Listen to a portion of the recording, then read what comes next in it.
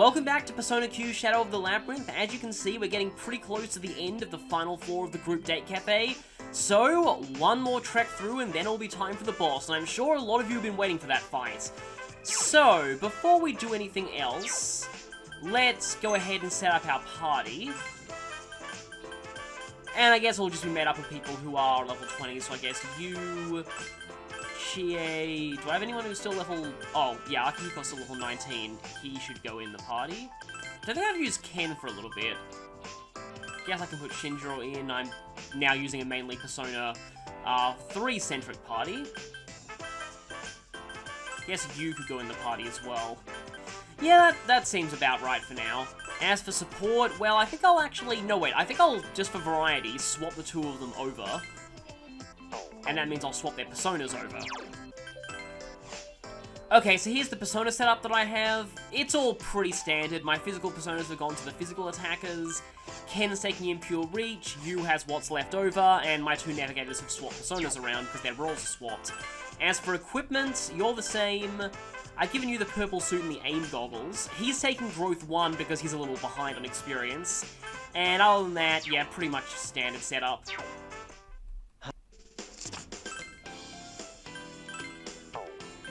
I might as well take care of some purchasing now, because Aigis now has access to, I think, the best armor she has for a while. And Koromaru can get even better dog suits, so I might as well get that. I always like to upgrade the armor of the party members who can only use one armor type. You tend to find armor for them fairly rarely in the dungeons. I can get Battle Leotard. I might as well take another Battle Leotard, actually.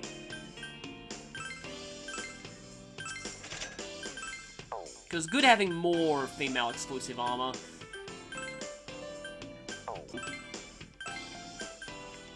Oh, we can buy the Ice Pin as well. Luck plus 3. That's not that bad, actually, but I might as well save my money for now. Anyone here not have... yeah, Shinjiro does need a better weapon. And yes, the main reason why I didn't go for this, I know this is actually a splashing effect, which is kind of nice, but I was waiting for that to be available. Might as well get Shinjiro a stronger basic weapon. I don't really care about Ken's basic weapon, though. I guess you could... Since Junpei is not in the party right now, you could take Junpei's Poison Sword. I'm actually not allowed to remove that, because that's the only two-handed sword that I have. That's interesting.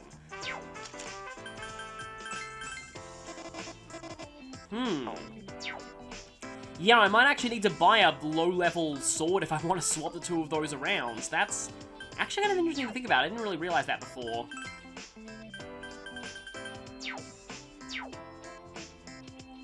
Oh, I also believe I still have the Megiddo skill card and I haven't used that yet. Well, Naoto is pretty magically powerful, but she already gets Megiddo, so I guess maybe... I kind of like teaching this to Mitsuru. She's sort of the next best thing when it comes to magical offense. Well, that and Garisu, but he already has enough skill cards. One more ripped dress until we can buy Soma droplets, which are kind of useful. Also, this right here, it's fairly easy to miss this item being unlocked in the shop, I find. This is only available on Group Date Cafe Stop 1 from Power Spots. And yeah, if you get 3 of those, you can actually buy an SP Restore item. I remember this being pretty expensive, though. So SP Restoration is still pretty unreliable compared to HP Restoration, but still, you might want to farm the first floor of the Group Date Cafe just to unlock that.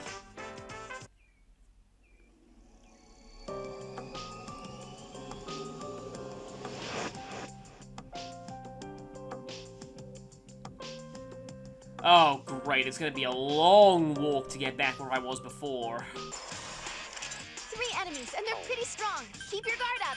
That's not what comes to mind when I hear idol.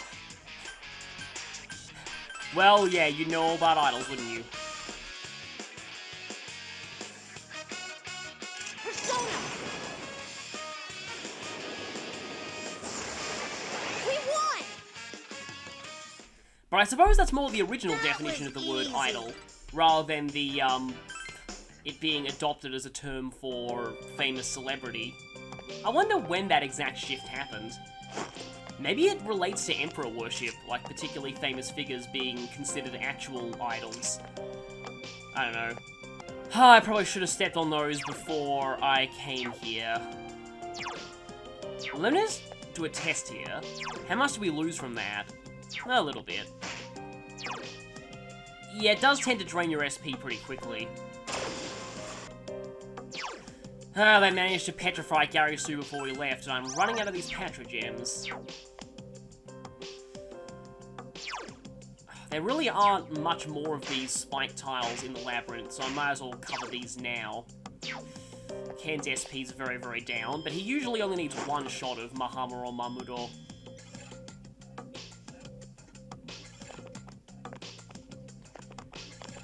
Okay, I'm gonna cover this side now. It's a treasure box. Do you want to open it? And there are more conveyor belts.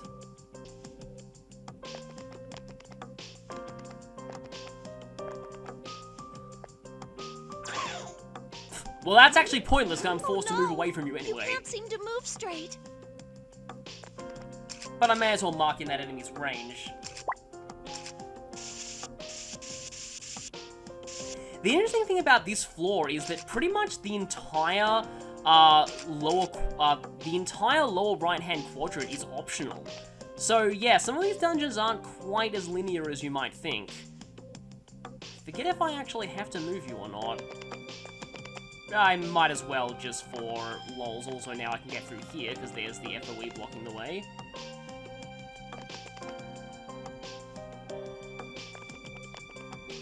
I suppose while I'm just going back through here to... You've temporarily lost your sense of direction. Please be cautious. For some reason this one always gets me, I don't know why. You shouldn't try to fight this one. There it is.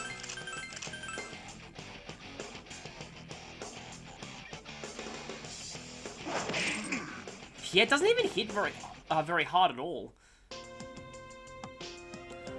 Sorry. But yeah, I suppose while I'm just going back through here, I can talk about that thing I was going to mention about, not so much romance side quests, but more...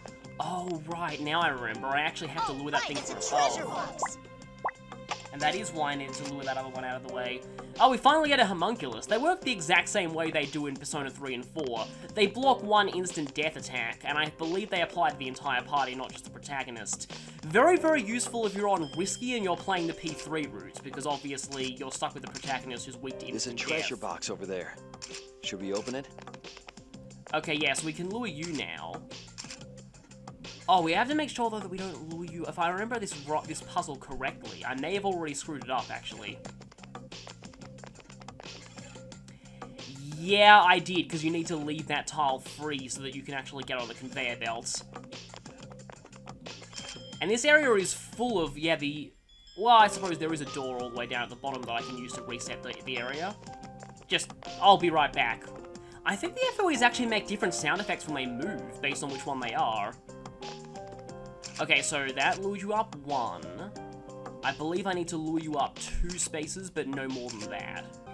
Wait, no, I think I actually need to lure you... Yeah, because I actually need to lure you 1 more space before I can even get past. But that is where it should stop. So I was distracted for a second there because the 3DS that I'm using to record this, the circle pad has finally started falling apart, at least the covering protecting it. The circle pad covering on my first 3DS, the one that I use for just my normal playing and when I'm not recording things, that one, its circle pad already fell apart a very long time ago, but this one, it's only just started. It's weird. And this game doesn't really even use the circle pad much. I don't know why the circle pad fell apart, but it did recently. Oh, that's a shame. I think there are, like, separate, like, you can buy circle pad covers from some places. Leave it to me. But the one on the 3DS does feel pretty fragile.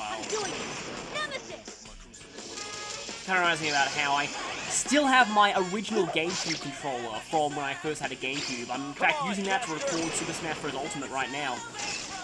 Like as a recording this video, not like right this second. I'm not recording 2 games at once, that'd be weird. What should I do next? Kind of a funny challenge though. But anyway. But yeah, it still serves me well, but I have found that, personally, the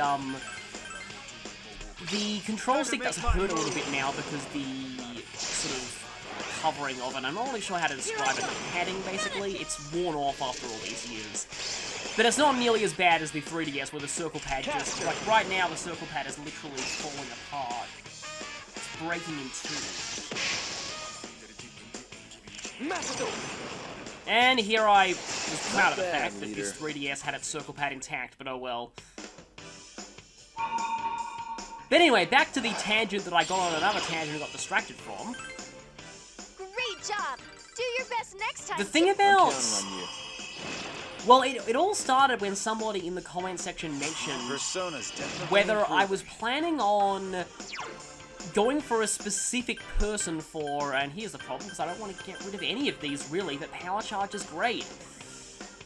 I mean, if anything, Bloody Vanguard doesn't really show that much of an effect, so I might as well get rid of that.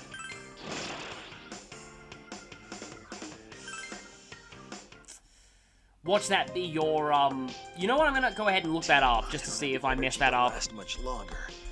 Oh, okay, no, the skill I don't want to delete is Swift Strike, that's fine.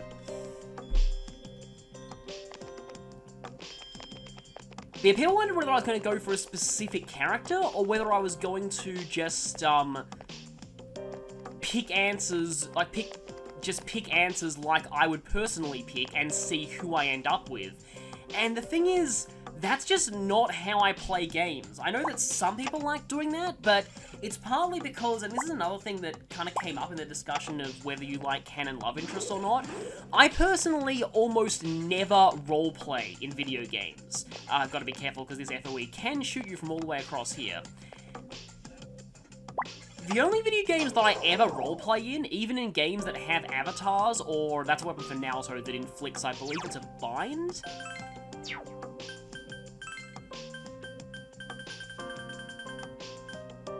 Yeah, Strength Bind.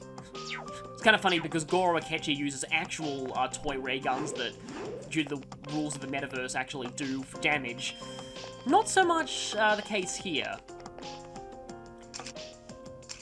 And I believe, yeah, that is everything we can do in this area. So yeah, this whole quadrant's pretty much optional.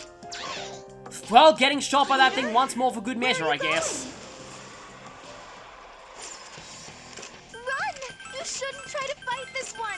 It's more because of, I mean, it's partially my dislike of fanfiction, sort of. I mean, I only really like fanfiction when it tries to stay as true to the canonical flavor as possible. I don't think that screwed me up at all. But I could be wrong. And also just the fact that, like, I don't know, I personally find role-playing or getting attached to an avatar character, or even just seeing any character in a game as literally you, I just find that dangerous, personally. It gets too close to wish fulfillment territory for me, and it's also kind of a psychological thing for me as well, but I probably don't want to get into that here at all. I'd rather talk about that during Persona 4, because Persona 4 is all about psychology and your own personal flaws, and I've certainly learned a lot about that, in the past few years.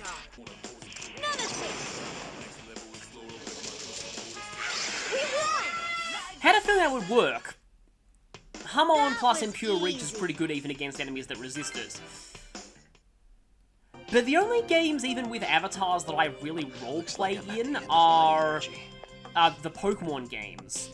Because there your main character is pretty much entirely a blank slate, and nothing they do really directly affects the greater story at all, to some extent.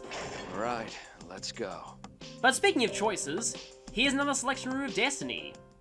You have passed over hills and mountains, driving away countless rivals and demons to reach this place. This isn't mainline Shin Megami Tensei. A sigh of relief falls from your mouths. Actually, no, because we're not there yet. Though the questions go on, you are confident in your ability to handle them. Now then, here is question number 9. Your specialty dish is... Yeah, well, I'm tempted to say that because of the event we had on this floor, but I'm also tempted to say this because it sounds funny. Are you absolutely sure? Wow. Huh. No, man. Yosuke, you should know by now, Shinjiro is by far one of the best cooks here. Actually, he's probably the best cook here. Unless you count, he can make pretty good lunches in P4. Come on. On that note as well, like, again, the other Persona protagonists, some people treat them like blank we could slate break through that proxies for the wall. player. I don't. Let's give I've it a always try. treated them as their own characters. You, my headcanon personality for him pretty much matches the anime, like I've said before. 5 shadows. This is dangerous. Put up your dukes. I suppose I can continue talking while I do this fight, because this is a combination of enemies I don't think we've seen before. Except for the fact that one thing that I find kind of strange personally, well, not strange, but like one kind of strange thing about, I don't know, I guess, the way that I headcanon the protagonist is that due to the whole man whore line in the anime, and the fact that in order to keep who he quote-unquote canonically ended up with vague in adaptations, Persona 4 adaptations and spin-offs kind of like to give you equal ship teas with pretty much everyone, including Yosuke, and What the? because of that, a lot of people headcanon the P4 protagonist as a Casanova. It's weird, the headcanon that most people have for the P4 protagonist is the headcanon that I have for the P3 protagonist. And I've always had that headcanon for the P3 protagonist, but probably because my first playthrough of P3 was following a strict Max Social Links guide. Another thing that I might want to get into with this tangent later, because some people find that idea horrifying, but I personally find the idea of not doing a That was perfect weak against playthrough in your first run electricity. horrifying. Still in the game. Anyway.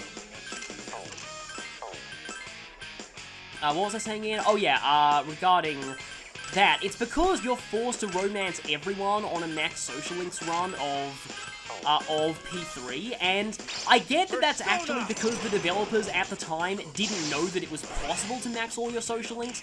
Remember, there was no reward for doing that until FES, the updated version.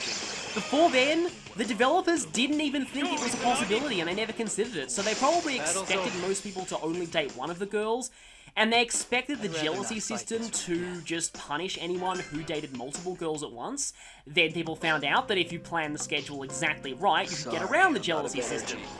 And then Max Social Link runs became a thing, and then later games had actual trophies for maxing all your social links, but also let you be both platonic and romantic with all the girls, except in P3 Portable for the male protagonist route, because they kept, I think we could break through that wall up ahead. Let's give they it a kept try. things the exact same as they were in the original.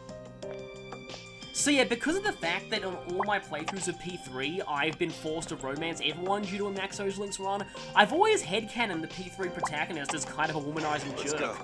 And most people headcanon the P3 Damn, protagonist there's an FOE and... over there. Oh, I remember this area, the double Beast of Lust. Yeah, most people, the headcanon personality most people give the P3 protag is essentially Neku from The World Ends With You. It's basically the exact same character as Neku from The World Ends With You. Just someone who's kind of, I don't know, I think I'm stuck, actually. Yes, I am. Huh? Who's kind of Yeah, but isolated we and a bit of a suck you in. loner, but eventually learns to open up. Oh no. So yeah, And my I believe- headcanon for the Hurry P3 up and protagonist is run. vastly different from Running everyone like else, and I that guess isn't that fair. could be considered roleplay to an extent, but again, it's not that I consider myself that character, Looks like it's that I'm I at the consider end of them my energy. their own character that I've sort of kind of created, almost like they're a D&D character of my own creation. You know, it's funny, I've actually been thinking lately, yeah, I think this one's actually not too hard to do. You just have to lure one of them a couple of spaces and then lure the other one space. I've actually thought somewhat, not recently, just a couple of years ago, about, like, what alignment that I headcanon all of the quote-unquote Leader, characters please, that I've pull created yourself across all my video series. You've encountered an FOE. This one's dangerous. Get out of there. I'm getting pumped. The funny thing is that, I actually headcanon Kamui, Sorry, at I'm least out the of face energy. toucher Kamui that I have, as chaotic neutral. Heading for that FOE is dangerous. It's probably why I don't really have as many problems with the moral issues of some of the things Corrin does in Fates, because, again, to me, Corrin's a chaotic neutral character who just does whatever the heck they want and doesn't really care about the consequences, and is only interested in touching people's faces.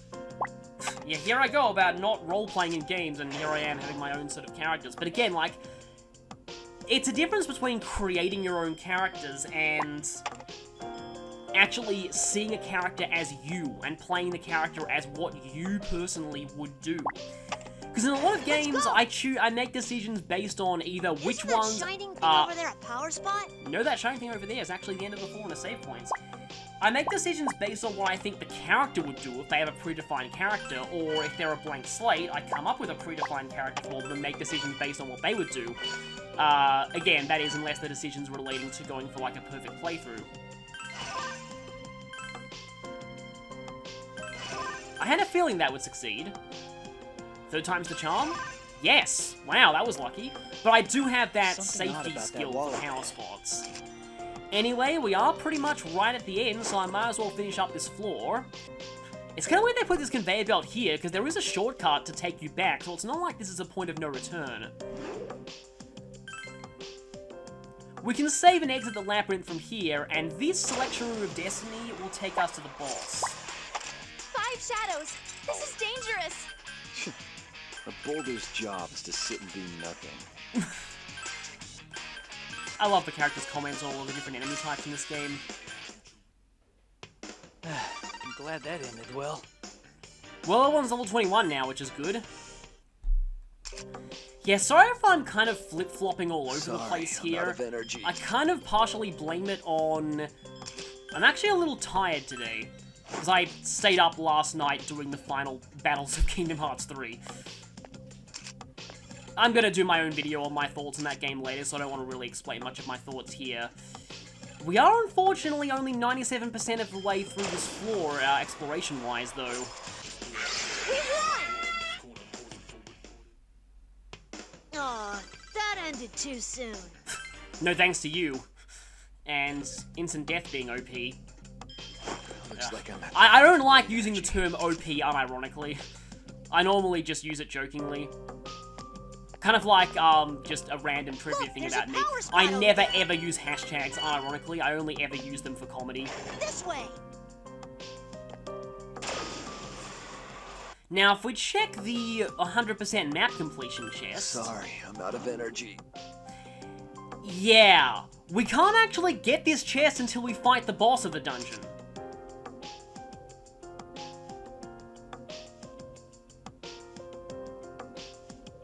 At least I'm pretty sure that's the case. Because once we enter that final selection room, we will be locked into a certain cutscene which leads directly to this dungeon's boss. I'm also missing one tile over there. I might as well go back and get that one tile. Hang on a minute. Oh, okay, you can only access that tile if you intentionally fail at getting that chest across the conveyor belt. You have to lure this FOE here all the way up to here. And yeah, that'll block off the chest, but that does get you that one tile. That is annoying. Okay, I'm gonna go back and get that one.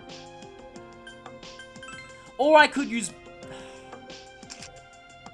So yeah, the weird thing is, this is one of the few times where I kind of advocate using play coins, except that I don't have enough.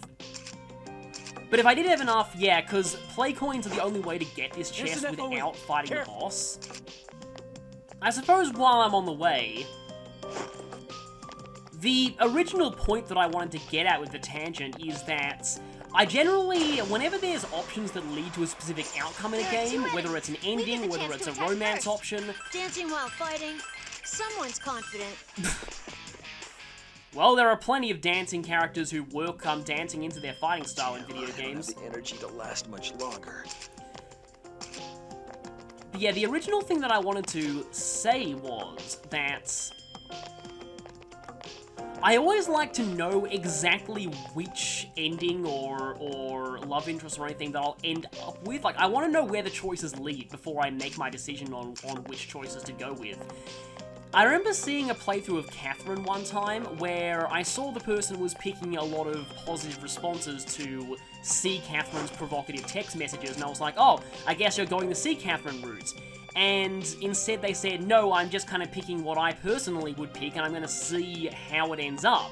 Now, me having actual knowledge of how Catherine works, I was kind of, I'm not sure how to describe it. I wouldn't say put off, but Sorry. I know that Catherine is a game that actively punishes you if you are not directly committing yourself to one route or the other.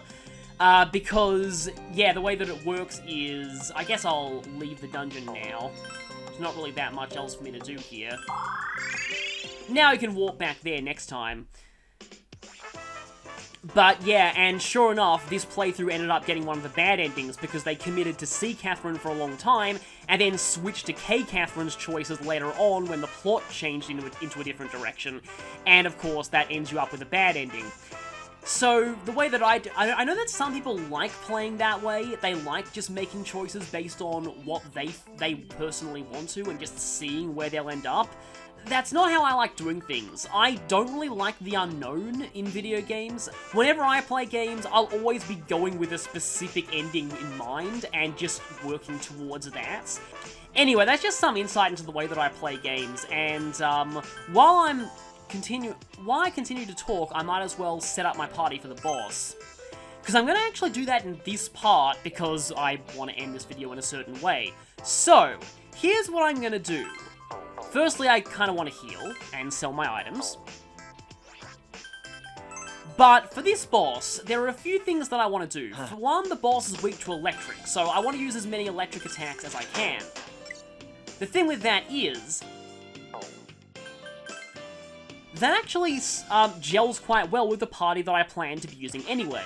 So, a few goals with this party. Firstly, the Persona 4 party is only just joined, which means that I want to be using as many Persona 4 characters as possible. Secondly, I kind of promised that I'd use Zen and Rei for every boss, because that makes sense. Now, because the theme of this dungeon is shipping, I thought that I could try and cram as many of my OTPs as possible into one party. So with that, my party is going to be you, and I'll have Risei as the navigator, so I'll have you and Risei as one pairing. Kanji and Naoto, which you probably saw coming. And for my last slots, it's a problem. I can either bring Yukari to have my OTP with the Persona 3 protagonist, or I bring Zen and Rei to have another pairing in the mix. And that means I miss out on bringing Yukari. The problem is that bringing Yukari really fits with this next fight because I'm going for her version of the Destined partner scene, and it would feel weird for her not to be in the battle. But I did use Yukari in the last boss, and I also really feel like Zen and Rei need to be here for the boss of the group Date Cafe in particular, because let's be honest, everyone in the entire world ships Zen and Rei, so yeah, they need to be here for this. So, this gives me 2 electric users, as well as a whole bunch of ships in my party, and well, I guess if I have Fuka technically as the field navigator, I've got a ship with Gary Stu, and, well, Gary Stu X anyone is a valid ship, so, yeah, he kind of counts on his own. Yeah, it does feel weird not using Yukari for this, but I do want to go with this setup. This boss is weak to electric. It uses electric and wind attacks, though, so I might need to give the, as I said, I'm going to actually be setting up my party now, so gonna go ahead and give the Storm Ring to one of them, probably to Kanji, because he's more likely to be taking attacks. Naoto's in the back row, so she doesn't really need the much stronger female-only armor that I have, the Battle Leotard, so she actually could take the Amenity Suit. There it is. So, Amenity Suit for you. Twin plates are still the best thing they have. I guess you'll take the purple suit. Lightning gloves on you, because this boss will be using electric attacks. Storm ring on you. And on you, doesn't really matter what he has to me, actually. Promise Bracer might not be a bad idea, actually. And Zen and Rei, I suppose they can take... Get rid of your growth 1. I guess they'll take the merit badge yet again. Might as well use the Theodore number 3. It's hard to believe that we got that in this dungeon. It feels like such a long time since we started this place, but that's the case with all Persona Q dungeons. They go on for a very long time. And now, Personas. I want to quickly check the Velvet Room to see if there's anything new I can make, but I kind of doubt it. I think I'm actually set with what I currently have. I find it, they always go between either Orochi or Yamato no Orochi. They can't make up their mind. But you also have Snake Glare, which is good as a Navigator Persona. And there are a few fusion combos I can make with you that use Nozuchi, but I don't want to get rid of Setanta. Well, I can make you out of 2 Personas that I'm not using.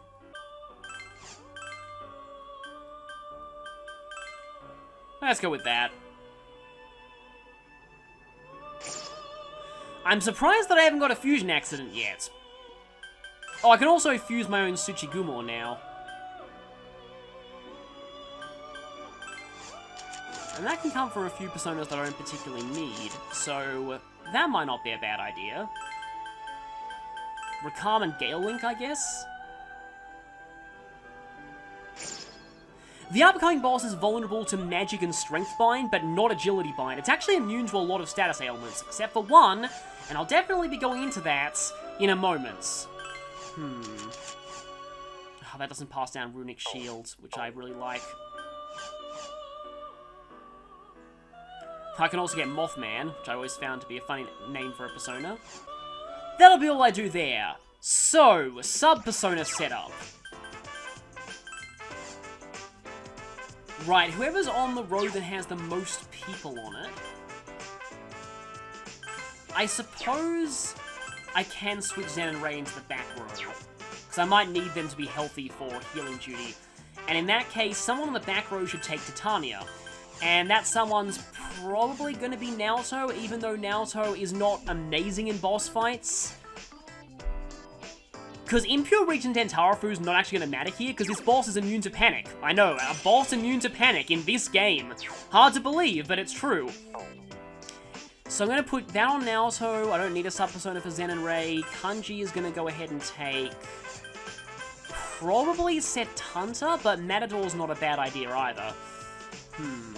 You have Power Charge, though, and Bolt Link. Bolt Link and Double Link with Power Charge might be a good combo for Kanji to use in this boss, actually.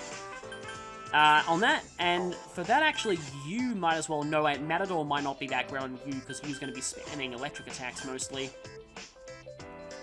I guess I can give this to him for the HP bonus. Or I could... It doesn't really matter which of these two I use on... Like, one of them's going to go on Gary, so one of them's going to go on you. In fact, you might actually need the increased SP to use Zionga a little bit more, so... Actually, how about you take Matador? And you get the extra HP from Ares. So, something that I need to mention about Ares. This skill right here, Toxic Slice. There is a way that you can break this boss. This boss, in my opinion, has a very creative gimmick to it, and it's one that I really enjoy fighting, for more reasons than one, but you can very easily break this boss by poisoning it. It doesn't resist poison, and poison damage totally ruins one of the fight's gimmicks. This boss will go down very, very easily if you use poison attacks backed by Impure Reach, so if you just want an easy time, do that. I'm going to be specifically avoiding using poison against the boss, because I really, really like this boss, and I want to give it a chance to show off as much of what it can do as possible. So, with that, we're going to go... We're actually not going to save just yet. We're going to head... We're going to buy Goho M, and then we're going to head into the labyrinth. I could probably buy some better weapons for people, too. Yeah, I guess you could take a better sword. Naoto could actually... I normally like getting this for Naoto. That Passion Shard comes from an FOE, by the way. I normally like getting this for her because her physical weapon doesn't really matter much, and that increased endurance can be nice. But I might want to give you the Ray Gun to see if I can get a Strength Bind in on the boss. Zen and Rei, though...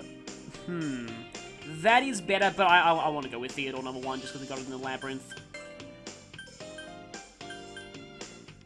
I think I'm fine on armor for the moment, and I might as well save the rest of my money, because very soon we'll be unlocking something that means we'll probably need to save up money for both the compendium and this, which costs even more.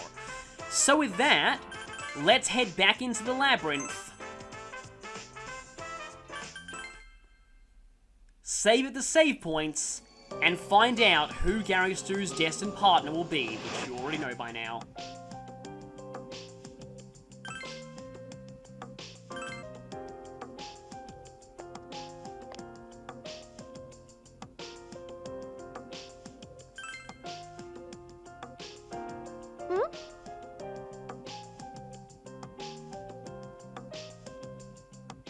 Huh. Hold on, please.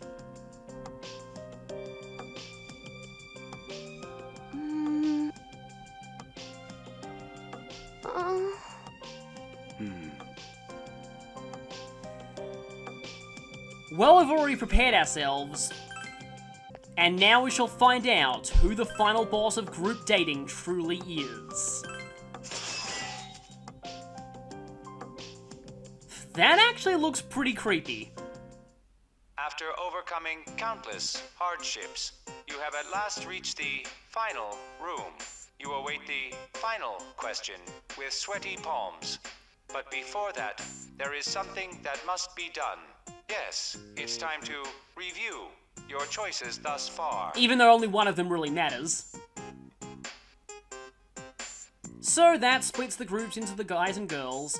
That splits up the group into 2 subgroups. And I just answered these ones intentionally wrong. Archery is the only answer that actually matters. If you did answer multiple people's questions right, you might end up getting a tiebreaker question here.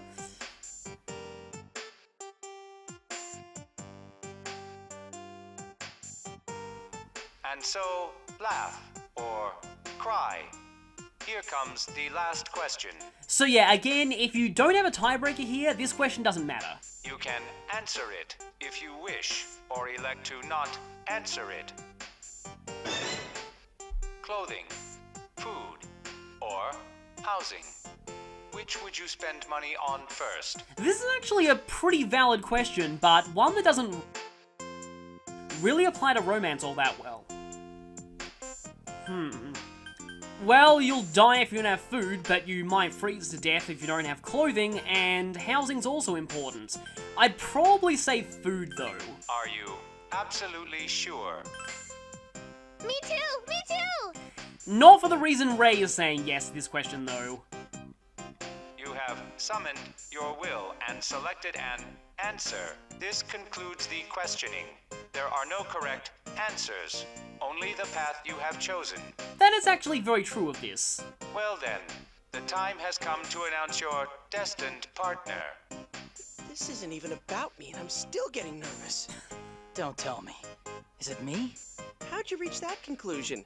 Having a dude for a destined partner is way too sad. And again, Yosuke, stop saying things that make the fandom just think you're in denial. Quiet. Don't let your guard down.